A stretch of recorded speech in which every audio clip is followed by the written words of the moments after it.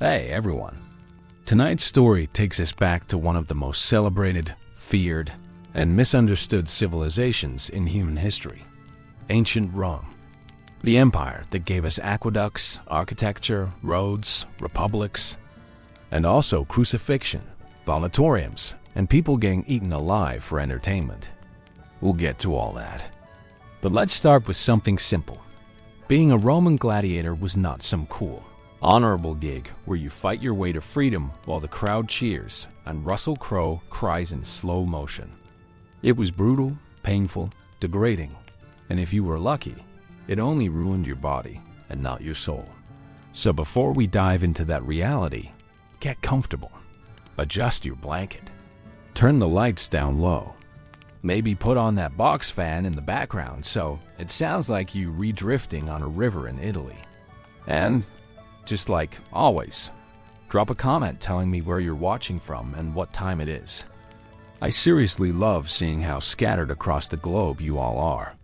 Anyway, if you enjoy this kind of history, where the goal is to learn, and maybe fall asleep somewhere between human sacrifice and political corruption, you can like the video and subscribe. But only if it feels right. No pressure. Rome wasn't built in a day, and neither is this channel. Alright, let's talk Rome. At its peak, the Roman Empire stretched from Scotland to Syria.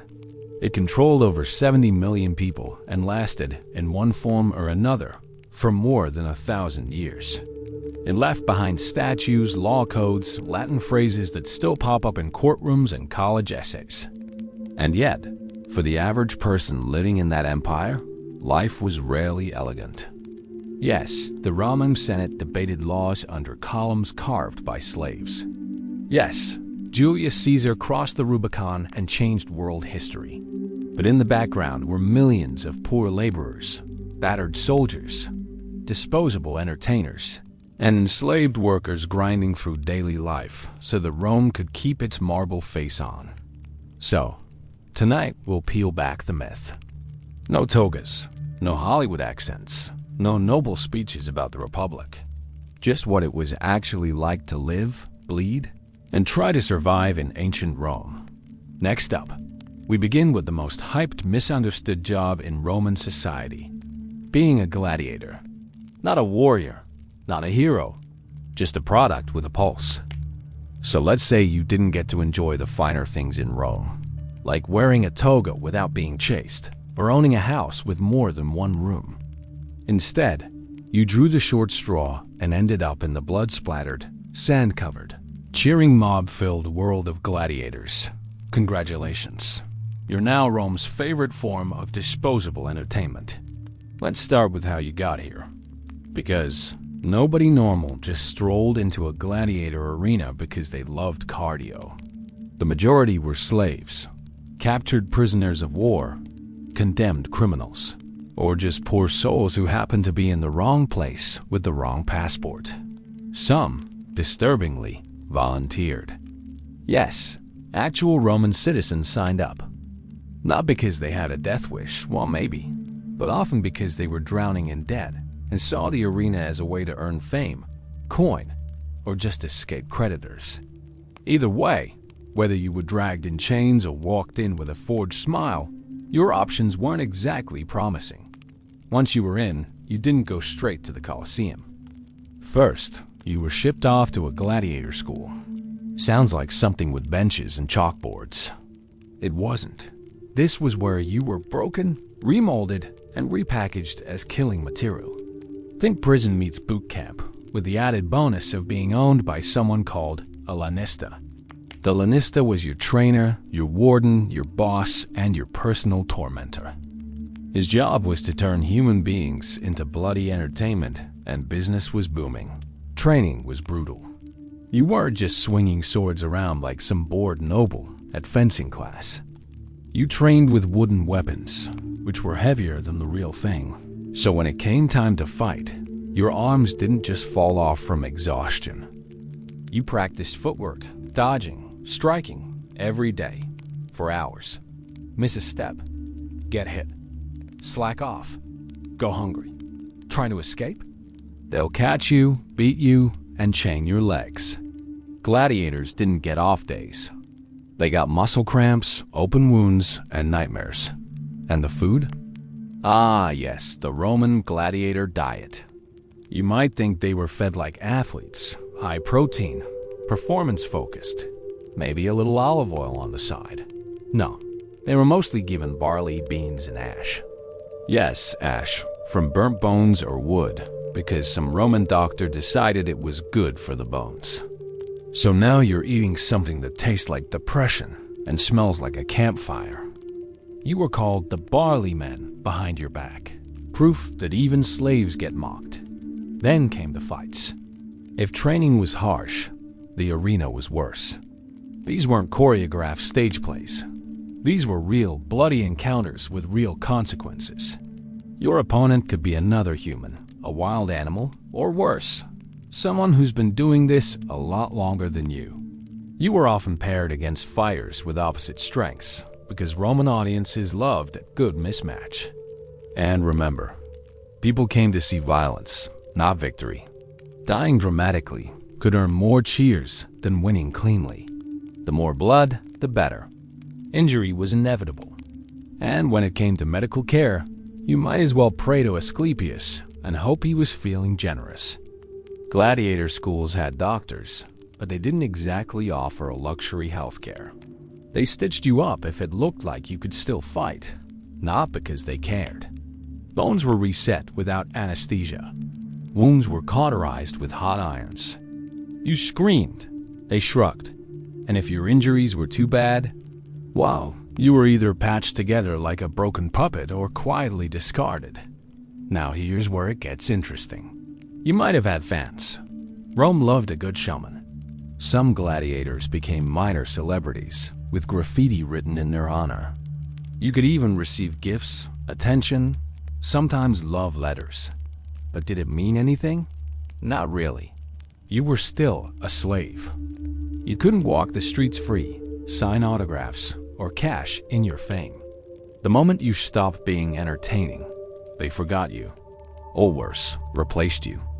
And if you were really lucky, after years of fighting, bleeding, and barely surviving, you might be awarded a wooden sword, a symbolic gesture that meant freedom. But even that was rare. Most gladiators didn't live long enough to see it, and those who did often struggled to adapt. Many ended up returning to the arena out of desperation. So yeah, being a Roman gladiator wasn't a life of glory. It was a high-stakes performance where your pain was someone else's afternoon delight. You weren't a warrior. You were a commodity, one that could be cheered, exploited, and discarded by the same crowd, all within the span of a single bloody afternoon. To understand why someone ended up dodging swords for a living, you have to zoom out and look at the Roman slavery machine. It wasn't just a side note in Roman society. It was Roman society. Everything functioned because someone else was forced to suffer behind the scenes. Slavery in Rome was not based on race. Anyone could be a slave. Wrong ethnicity? Wrong side of a war? Caught in the middle of a debt dispute? Congratulations, you're property now. Entire populations were absorbed and reclassified as labor after Roman military victories. Gauls, Greeks, Jews, North Africans, Thracians, they all became raw material for Rome's economy. Gladiators? Just one tiny piece of the whole. Many were prisoners of war, sentenced criminals, or people sold into bondage. Others were born into slavery, inheriting chains like a cursed family heirloom. There were different types of slaves, and each category came with its own special brand of misery. At the lucky end of the spectrum were household slaves. These were the ones working in kitchens, carrying wine trays, or helping the mistress of the house put on her 20 pounds of jewelry. If you were literate, maybe you'd serve as a tutor or secretary. Sounds cushy? Not really. These slaves were under constant surveillance. A single mistake could mean punishment, torture, or being sold to a farm, which is the ancient Roman version of being demoted from barista to coal miner. Next came the field slaves, the workforce behind Rome's agricultural empire. They harvested wheat, olives, grapes, sometimes chained together in sun-scorched fields, sometimes locked in rural villas where the only shade came from the overseer's scowl. They were tools, replaceable. If you died, you were someone's tax write-off. Rome kept importing more. Human life was cheaper than grain. Brothels lined the streets, and many of the people inside were slaves with no say in what happened to them. Young girls, boys, and women were sold, branded, and passed around as disposable property. The law didn't recognize their consent. Their bodies were owned, and if they resisted, they were punished for disobedience. It's hard to overstate how normalized this was. Roman elites might write romantic poetry about their favorite slave girls, but that didn't stop them from treating them like objects. Now, occasionally, very occasionally, a slave could earn manumission or freedom.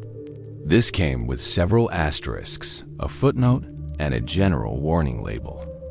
Some slaves could buy their freedom if they managed to earn money on the side. Others were freed in a master's will as a show of mercy. But being freed didn't mean equality. You became a freedman, a second-class citizen. You owed loyalty to your former owner, who was now your patron. You couldn't hold public office. Your children would have full rights eventually, but you were always marked by your past. And let's not pretend manumission was common. Most slaves died long before it was ever a realistic goal. As for punishments, Rome had a special taste for collective cruelty. If a slave was caught stealing, they might be whipped, branded, or have a limb broken. If one tried to escape, they could be crucified. Yes, that crucifixion. But the real horror came with the collective guilt rule. If a slave killed their master, even in self-defense, the entire household staff could be executed. All of them. Hundreds in some cases. Men, women, children. Didn't matter if they helped, watched, or had nothing to do with it. This wasn't just an unfortunate aspect of Roman life. It was central to the empire's economy, culture, and politics. Slavery built Rome.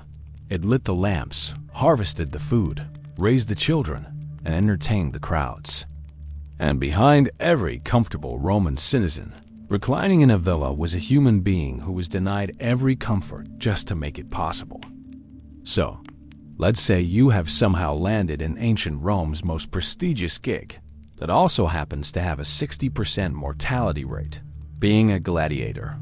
You've got a loincloth, a sword, and a permanent subscription to chronic stress. Now let's talk about what's going on in your head. Because gladiators weren't just fighting with their bodies. They were playing mental dodgeball every single day just to stay alive. And not just in the arena. The first thing you notice is the fear. It doesn't show up once in a while like when modern people get audited or spot their ex at the grocery store. It's baked into your daily routine. Imagine waking up knowing your job is literally to be a spectacle, not a performer. A spectacle. You're not here to wow the crowd with personality. You're here to bleed dramatically. And if you die ugly, even better. Nothing like a snapped femur and a fountain of blood to keep the crowd engaged between snack breaks. But here's the thing, you're not allowed to show fear. The audience wants confident killers, not whimpering meat sacks. So you do what every modern person does when their life is falling apart. You fake it. Gladiators became experts in emotional suppression long before anyone coined the term toxic masculinity. You learn to walk into the arena like you're the main character, even if inside you're mentally drafting your woe. You also learn that hope is a dangerous little thing. The games dangle freedom in front of you like a carrot on a stick. Win enough fights, get the wooden sword, and boom, freedom. Except most don't get there. Hope is like Wi-Fi in a forest lodge. Technically it exists, but you're not gonna count on it. Still, some guys cling to it because without that tiny sliver of possibility, what's left? The grim reality that you might get mauled to death by a man in a fish-shaped helmet while, a bunch of drunk nobles throw bets on whether your head will come off clean. Now, you're not doing this alone. You train, eat, and sleep next to other gladiators, which means you end up weirdly trusting the guy who might have to fight you next week. These are the only people who understand what it's like to risk death for other people's amusement. It's like being in a really dark version of a sports team. You might be joking around with someone over stale bread in the morning, and by sunset, he's dead in the arena with a javelin through his spine. That kind of emotional whiplash isn't great for mental health, but you learn to deal. Or not. And speaking of dealing, there's no therapist waiting after the fight to ask how you're coping. There's no gladiator support group where everyone talks about their trauma over herbal tea. Your options are limited to drink something fermented, punch a wall, or just stare into space until the dread passes. Emotional numbness wasn't a personality flaw. It was a survival strategy. If you let every scream, every wound, every death soak in, you'd fall apart faster than a Roman roof during a storm. The Ludus, your training school, didn't help much. It wasn't a place for self-discovery. It was a place to turn regular men into entertainment products. You got punished for weakness, mocked for fear, and motivated with whips. Mental resilience wasn't optional, it was forced. You learned quickly that showing pain or panic didn't stop the beatings. It just made you look like a weak investment. But here's the real kicker. Some men got used to it. They were gladiators who became celebrities. They had fans, graffiti with their names, maybe even groupies. It's the ancient version of going viral for doing something unwise but dramatic. And for some, that status gave them just enough ego honor to keep fighting.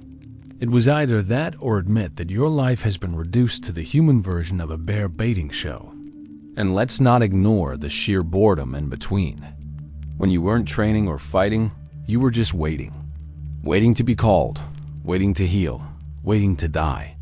The psychological toll of knowing your life could end in an instant and you'd be replaced by the next poor bastard without anyone. Blinking is something most people today couldn't handle without at least 3 phone apps and a weighted blanket. In the end, being a gladiator wasn't just about surviving sword fights. It was about surviving your own mind. Every day, you had to decide if it was worth pretending you might live long enough to see freedom.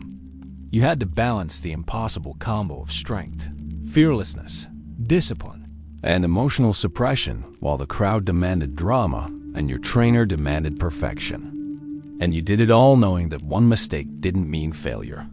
It meant a sword through the throat and a quick sweep off the sand before the next guy came in. So next time you have a rough day at work, just remember, at least no one's cheering for your death while you're trying to do your job.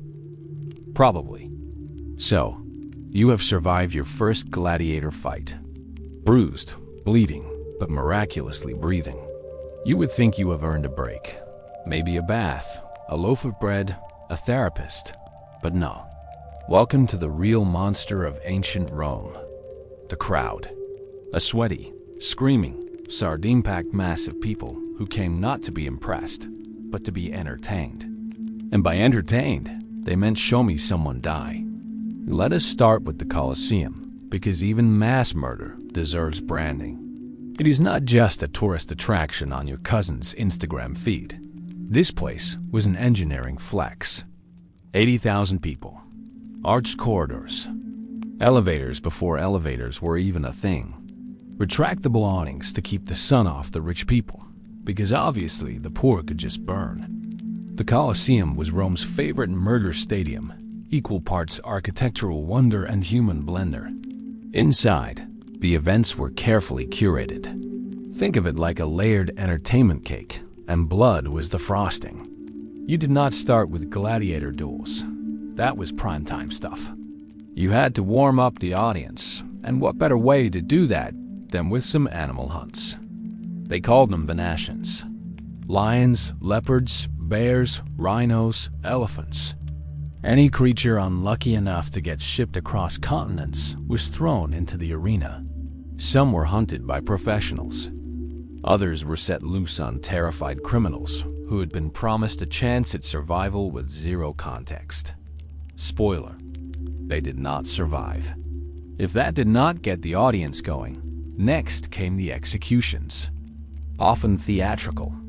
People sentenced to death were forced to play out mythological scenes, except the death was not fake. You would be dressed up as Icarus, given wings, and catapulted off a tower, or tied to a post as Prometheus and have your insides eaten by trained birds. Yes, this was real. Ancient Rome turned public capital punishment into themed performance art. Then came the gladiator matches, and by now the crowd was foaming at the mouth. These people were not just spectators. They were part of the experience, cheering, screaming, waving thumbs like it actually mattered, which sometimes it did. The emperor might take crowd suggestions into account when deciding a fighter's fate. Sometimes he would even throw in a little drama and pause for effect. Nothing like dangling someone's life for suspense while munching on olives. So, why were the Romans like this? Why did they treat live dismemberment like a Super Bowl halftime show? Blame Roman crowd psychology, which was less about building a healthy society and more about leaning all the way into collective trauma. Bloodsport was not just fun. It was Roma. It was patriotic. It was civic identity. You were not just watching someone die. You were celebrating imperial dominance. Every time a lion crushed a prisoner's ribcage or a gladiator got impaled like a human kebab, it reaffirmed the message. Rome is strong. Rome is eternal. Rome decides who lives and who dies. And you are lucky just to be here watching it happen. The government knew this too. That is why they kept the games going. They even coined a phrase for it: bread and circuses. Free grain and public spectacles. That was Rome's version of social policy. Keep the plebs fed. Keep them distracted. Do not give them rights or representation or a livable wage. Just feed them cheap bread and let them scream at executions for fun. It worked. The crowd was too full and too entertained to rebel. Political unrest. Not today. There is a guy getting gored by a bull on fire in the arena. Priorities. And if you think you could rise above it, sit quietly and frown. Maybe sip some herbal tea and disapprove. Good luck. That just made you a target. Romans did not trust anyone who did not enjoy a good killing. Bloodlust was peer pressure. You either cheered with the crowd or risked being part of the next show. So no, the Colosseum was not just a place for sport. It was state-sponsored theater, a cultural addiction.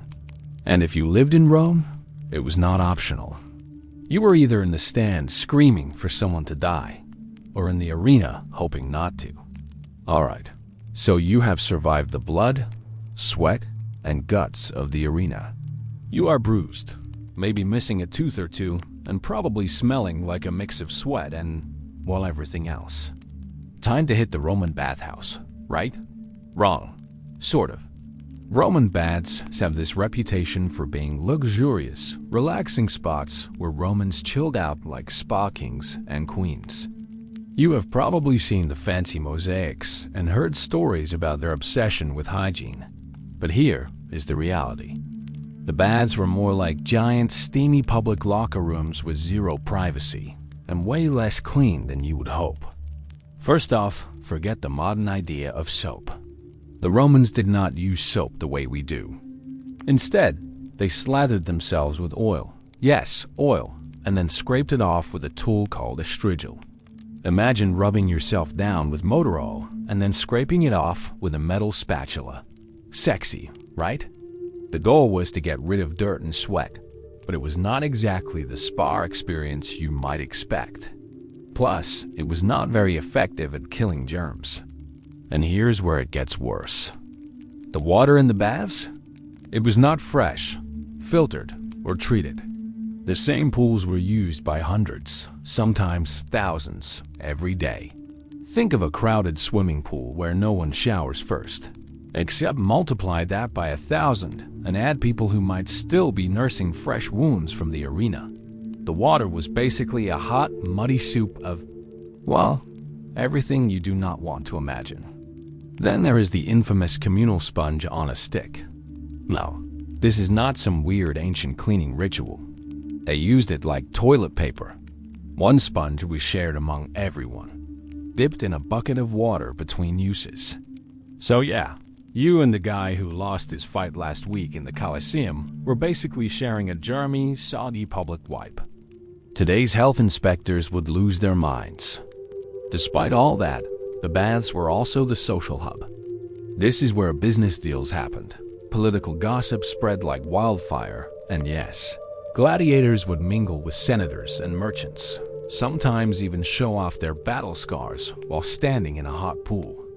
Imagine a mix between a modern gym, a cafe, and a city square, but with way more naked people. And the nudity? Totally normal. No one batted an eye at a room full of sweaty strangers stripping down to soak in public. It is easy to think of the baths as some fancy ancient version of a clean lifestyle. But the truth is, the Romans were battling dirty water with their best inventions. It was clean bodies in dirty water. Sort of like how we shampoo and rinse our hair. But if your shampoo was full of dirt and your rinse water came from a mud puddle, modern hygiene standards would laugh at Roman bathing. So, does all this have to do with gladiators? Plenty. Gladiators were supposed to be the stars. Perfect, strong, almost superhuman. But even they were stuck in the same public bathhouses, rubbing oil on wounds that had not fully healed, sharing those dreaded sponges, and risking infections that could kill as surely as a sword. That is part of why surviving the arena was just the start of the struggle. Staying alive afterward was another battle altogether. Today, we might find public baths gross, but they were also a rare place where social classes mixed. You might be watching a gladiator fight one day and sitting next to the guy who owns the arena the next. Both of you scrubbing the same stone bench. That is ancient Rome for you. Brutal, bizarre, and oddly communal. So, you have fought for your life in the arena and survived the filthy baths.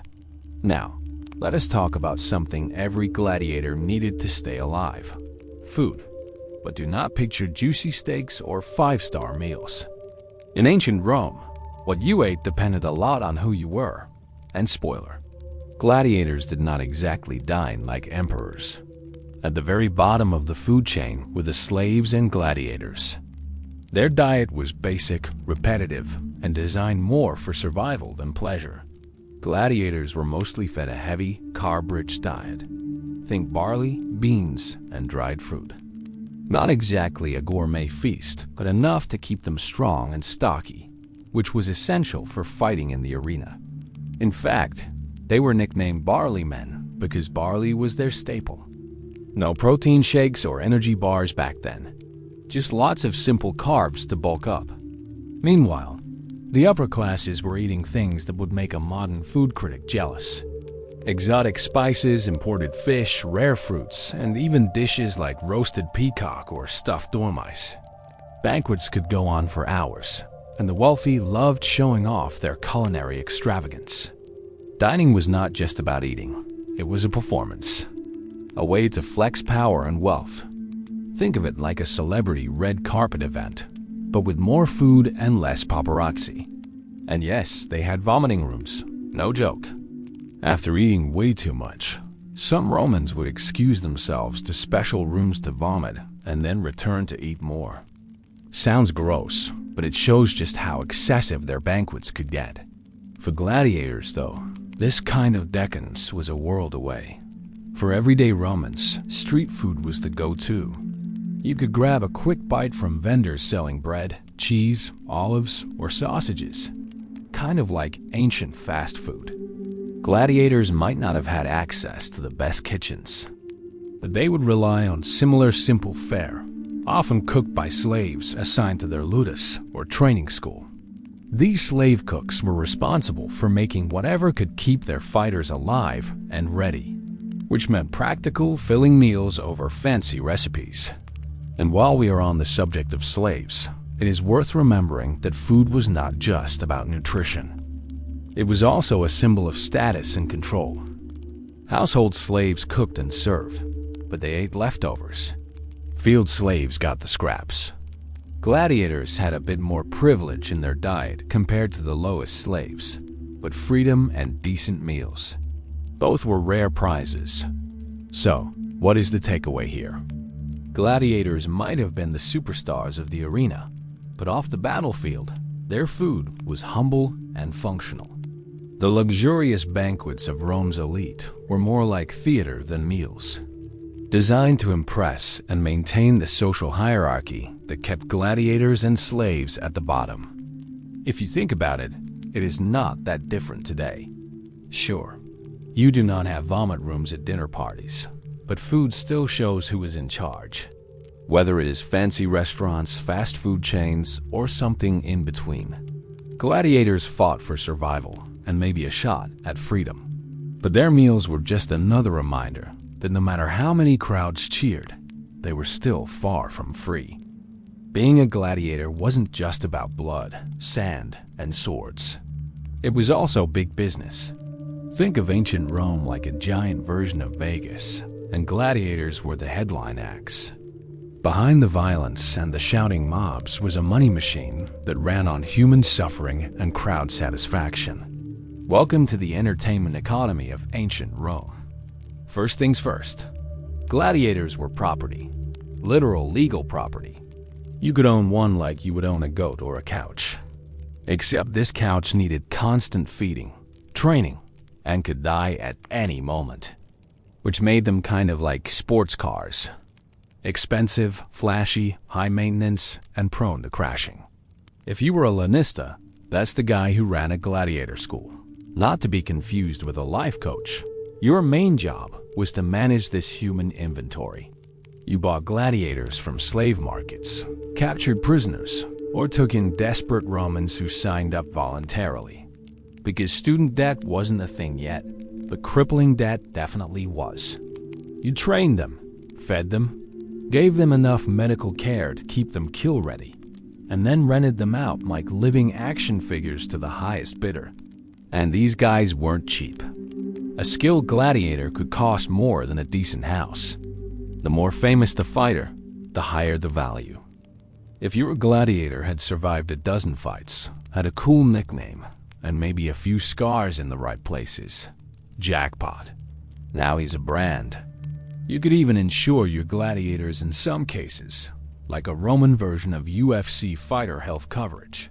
Except instead of dental, you got will pay you if he dies horribly. Events were usually paid for by politicians who wanted to win public favor, which is Rama for buy votes with murder shows. They'd rent dozens or even hundreds of gladiators to put on the kind of festival. That made people forget their collapsing economy and focus on blood sport instead. Gladiators were a political investment. Bread and circuses wasn't just a catchphrase. It was a campaign strategy. Make the people full and distracted, and they might not notice you're embezzling from the temple fund. And then there were the promoters. These guys were the Roman version of fight promoters or sleazy boxing agents. They hyped up the matches, made posters, okay graffiti, and built anticipation. The Thracian versus the Murmillo, this Sunday, blood guaranteed. The crowd wanted drama. They wanted a story. And the more dramatic the matchup, the more money everyone made. It was sports marketing meets state-sponsored violence. But here's where it gets especially weird. Popular gladiators had fans. Actual fans. Some women wore hairpins shaped like their favorite gladiator's weapon. People carved fan messages on walls, like ancient Twitter threads. Celadus the Thracian is the heartthrob of all the girls. And if you were lucky enough to win consistently and survive long enough, you might even get product endorsements. Well, sort of. You'd be asked to appear at private parties, or have your image used in cheap clay trinkets. Rome invented merch before merch was cool. Not that the gladiators themselves were rolling in cash. Even the most successful ones barely saw any of the profits. The lanista and the promoters took the lion's share, sometimes literally if you lost. A few top-tier fighters might get prize money or gifts, but for most, your reward for not dying was the chance to do it all again next week. Basically, imagine being an unpaid intern at a tech company, but instead of making coffee and spreadsheets, you're dodging spears. And let's talk about death, because death wasn't just an outcome, it was an economic factor. If your gladiator died too soon, you just lost your investment. So lanistas often rigged matches to keep the more valuable guys alive longer. A fight might look brutal, but if both gladiators were cash cows, they might be told to make it look good, but don't actually kill each other. Gladiator reality TV, basically. The drama was real, but the blood was sometimes more economic strategy than kill or be killed. On the flip side, if your gladiator was a flop, bad attitude, no skills, or just unlucky, you could always sell him off to a different school or send him into a match you knew he wouldn't walk out of. Cut your losses and make some coin back before he turns into a liability. Harsh, yes, but Rome wasn't exactly known for its warm HR policies.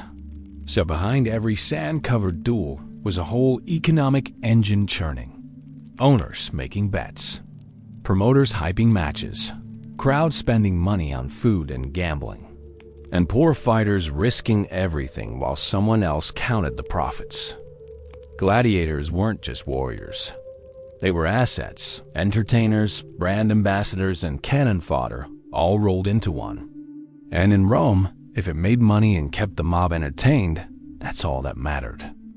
So, after this relaxing tour through ancient Rome's most glamorous death machine, what have we learned?